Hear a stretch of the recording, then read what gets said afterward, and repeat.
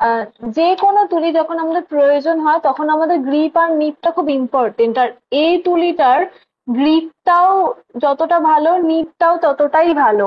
তোমাদেরকে যে তুলিটা আমি পার্সোনালি সাজেস্ট করেছিলাম সেটা হচ্ছে এই যে দেখো এসার এর তুলি।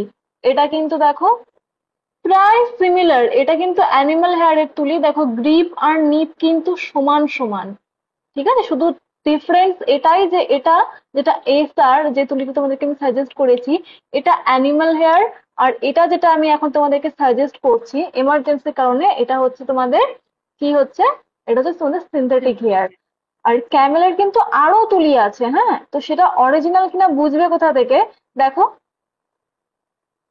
দেখতে পাচ্ছো বারকোড দেওয়া আছে। আচ্ছা এইটা থেকে আচ্ছা। তোমরা স্ক্যান করে বা এই নাম্বারটা গুগলে পেলে কিন্তু তোমরা বুঝতে পারবে যে তোমাদের এটা অরিজিনাল প্রোডাক্ট কি না।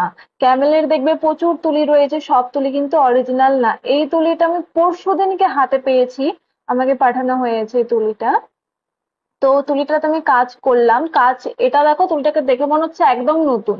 তুলিটাতে আমি কাজ করেছি কিন্তু তুলিটা একদম নতুনের মতো হয়ে রয়েছে। তুলিটার নিপ গ্রিপ সবটাই ভালো, কিন্তু তোমরা জানো যে সিনথেটিক হেয়ার হচ্ছে বেশি দিন কাজ করা যায় না।